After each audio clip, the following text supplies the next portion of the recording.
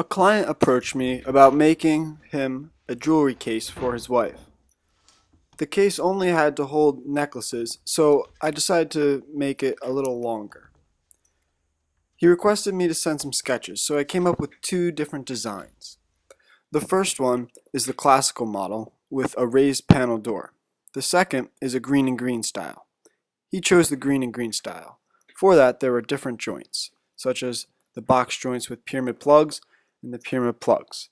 He decided to go with the pyramid plugs and chose Zebrawood as the main panel and maple as the case and rails and stiles. I got started by laying out all of the pieces and then cutting them to length.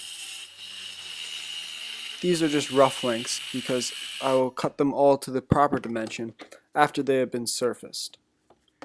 Because the boards had a little bit of a bow, I used my hand plane to make them perfectly flat.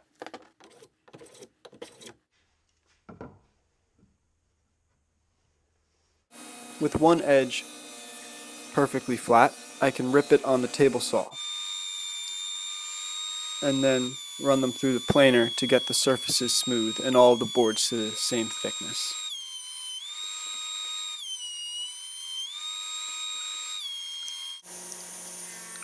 With all the boards to the same thickness, I can cut them to their final dimension. Right here I'm cutting the case pieces, and now I'm cutting the rails and stiles. Then all the pieces can be taken to their final length. It's a good idea to use a sacrificial stop block so that nothing gets pinched between the blade and the fence. For joinery on the stiles and rails, I'm using a half lap joint. This is where you take away half the material on both sides of the joint and they will overlap so there's a lot of long grain glue connection.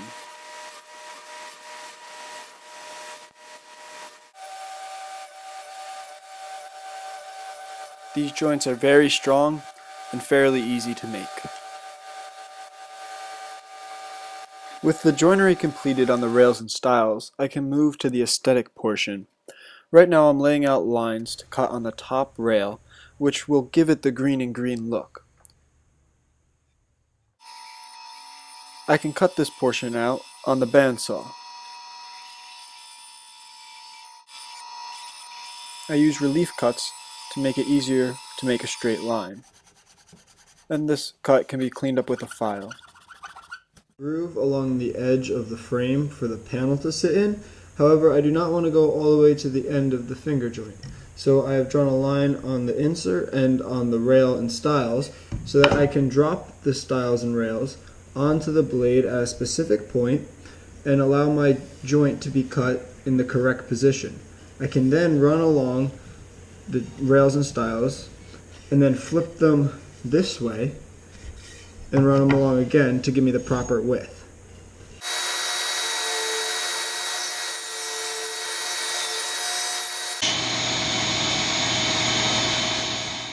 It is important to note that this is a more advanced technique on the table saw. So if you're not comfortable doing this, you can always use a router and an edge guide to make these same grooves.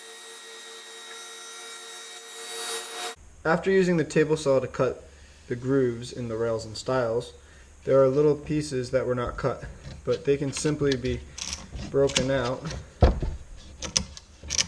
with a chisel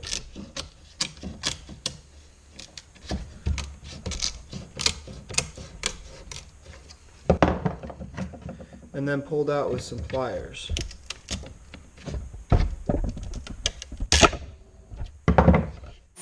With most of the functional work done, I can move on to the decorative aspect of the case.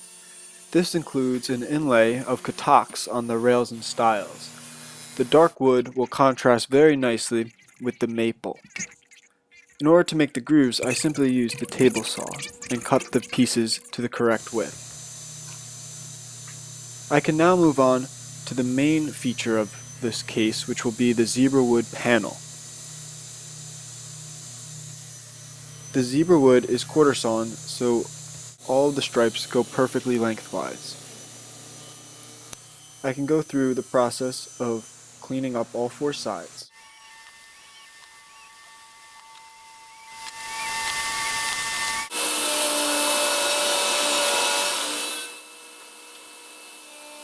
The panel is only going to need to be 3/8 of an inch thick, but these boards are currently at around 1 inch thick, so in order to save material, I'm going to resaw them instead of sending them through the planer. This will leave me with some Zebrawood panels that I could use in a future project. You can see on the left is the piece that will be used for the panel. For the glue up, I'm using my hand plane to make each edge perfectly smooth so that the joints will be practically invisible. Once the glue up is done, I can begin trimming the panel to the correct size. The top of the panel gets the same profile that the top rail got, as it has to fit into it. And then I can begin the arduous journey of sanding. I like to use a pencil to let me know where I have sanded and where I still have to sand some more.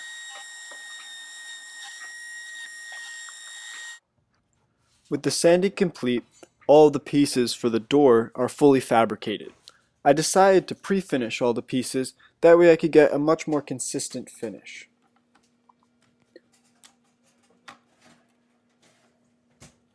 The blue tape helps me orient the panel within the grooves correctly.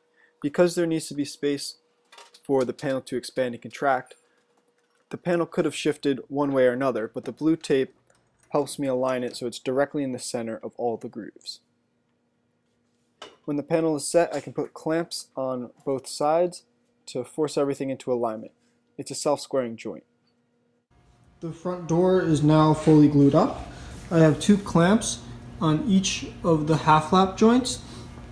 While gluing, I put a little bit of glue in the middle of the panel just so that it would not shift around within the frame, but that little glue will not prevent it from expanding because it's only in the direct center.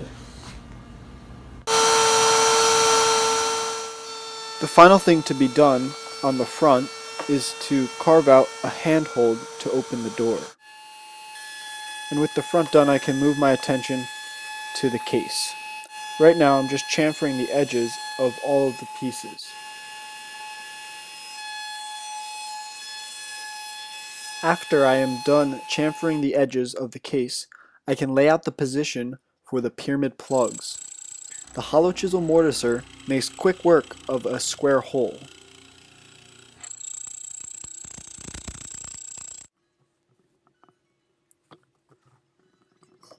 I can put the pegs in after I have glued and screwed the case together.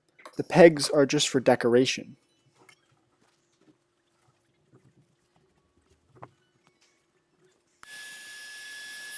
With the case complete, I can move on to making the mortise for the hinges. To do this, I'm using a router and some chisels to clean it up.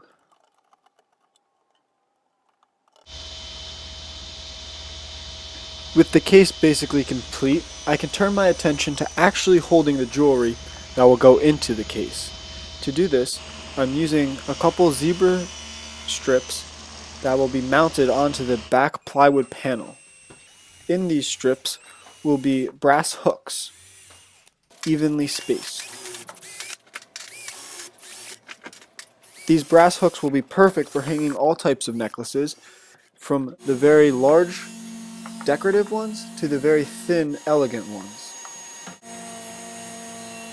Here I'm cutting out the back panel, which is maple plywood.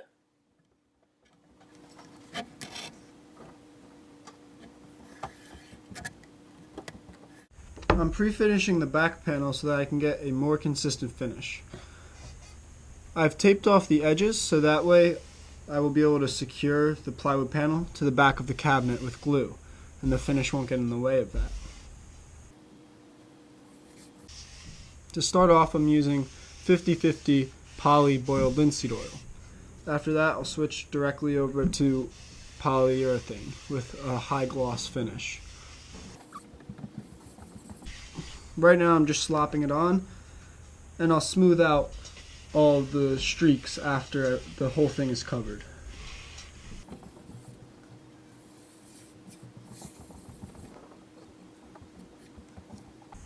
I can now go back and forth to even out all of the strokes.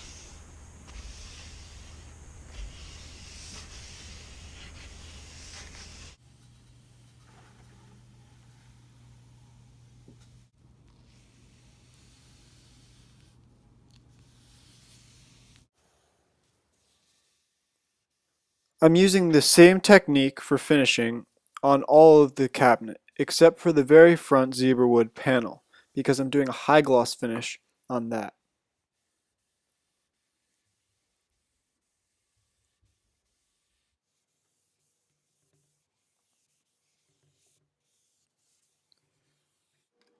With everything pre-finished, I can now attach the Zebrawood strips, which will hold the hooks that will hold the jewelry, to the back of the case.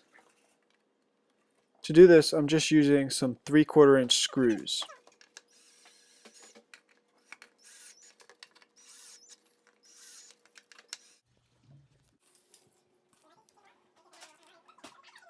And I can now screw in the hooks. I'm using a combination of 7/8 inch hooks and 3/4 inch hooks. This is a good trick to help you screw in hooks quicker instead of doing them all by hand. In order to attach the cabinet to the wall, I'm using an aluminum French cleat. With all the hardware installed on the back, I can now glue it into the rabbet on the case and use some clamps to make sure that the joint is perfect. I added a couple of hooks on the side of the case to make room for very long necklaces. With everything installed, I can now put the hinges in. I'm using 4 brass hinges. To help the screws go in easier, I added some paste wax on the end of them. This helps lubricate the hole. And there it is. I hope you guys enjoyed the video, and I hope you guys liked the project. This was very fun for me to make. This was one of my first client projects, and I had a great time doing it. The joinery I used was fairly straightforward, but very strong, and I'm super happy with the aesthetics of it. Between the zebra wood, the Katox, the maple, and the brass, I think the colors all worked out very well. In order to keep the door closed, I added some rare earth magnets.